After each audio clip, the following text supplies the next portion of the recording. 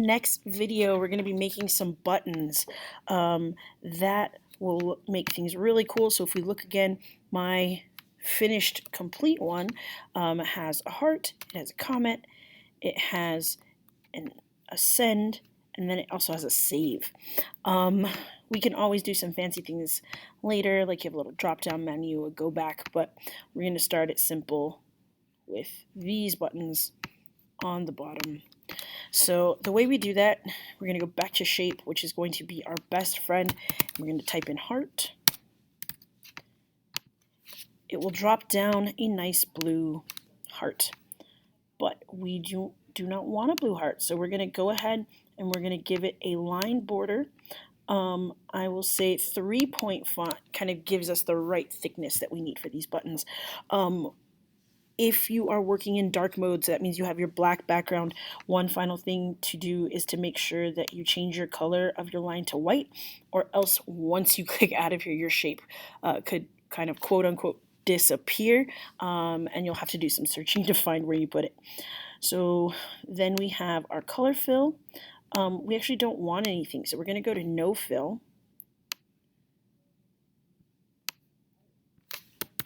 We're going to go to no fill. And now we have a heart that we can bring down, size, make sure that it's where we want it to be.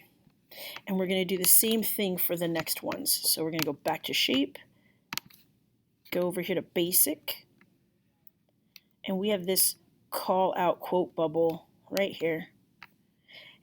And you'll notice it's a little smushed. So we're going to go ahead and round it out.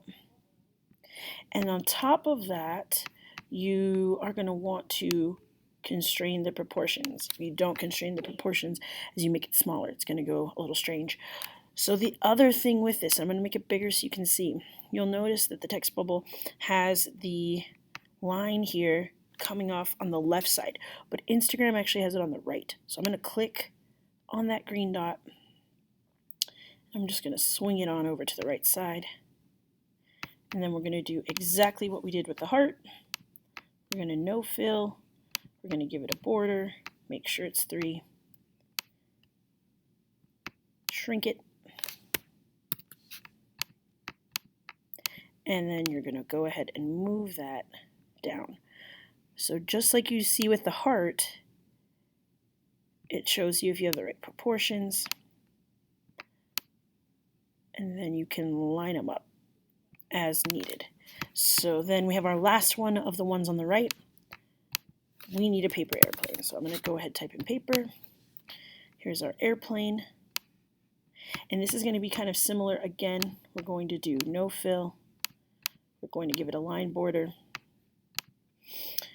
For arrange, it's already on constrained proportions. That's not why we're going here. We're going here to rotate it. So you'll notice that it's kind of pointed to this guy. Instagram does not have it that much, so we're going to go ahead and edit this. You can also, if you kind of know the angle, you can type it in here. So like if I put 334, boom, I have it nicely angled. You can shrink it, put it down. You'll notice it already has some guidelines that space them. And so you can tell if they are properly spaced.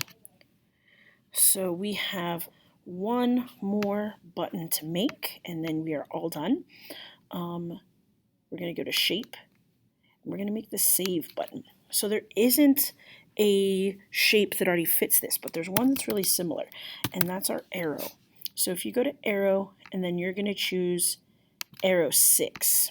Again, I'm going to make this big so you guys can see it. So it has the general shape of what we need for Instagram, but it has this top part where the actual arrow is. So firstly, you'll notice that it's on constrained proportions. The Instagram arrow is a little bit more squat, so we're going to go ahead and make it a little squatter. There we go. And then notice that your arrow is selected. It has this big box all the way around it. You're going to use a 2-finger click, and you're going to get this pop-up menu. I know some of you have set up your MacBook to just do a right click, whatever it is, it brings up that pop-up menu. So 2-finger click, and you'll notice with the shapes, you have this option right here, make editable. If you click on that, now what has happened is each point on this arrow, we can now kind of move around. So we want this top one. So you're going to click in that square. Look, notice how it turns red. You're going to drag it down until it is even with those other ones. Notice we already see the shape, but we're not quite done. And you have this square and this one. So what you're going to do is you're going to get this square, drag it to that one. Same thing. We have this square and this one. You're going to get this one, drag it so it kind of fits, let go. If you click outside, you now have the shape that you need for your share or save. Sorry. So we're going to go back to style. Same thing we've been doing. No fill, line, and you have it. So you can shrink it down, make it fit. Now that I have it the way I want it, I do want to constrain the proportions. Let's make this a little smaller. There we go. And then, of course, look, can line up. And there you have it. So now you have all of your buttons. Make sure to watch any subsequent videos. I will be showing you how to set up your post in the next one. And after that, we'll be looking at stories and setting up your grid. All right.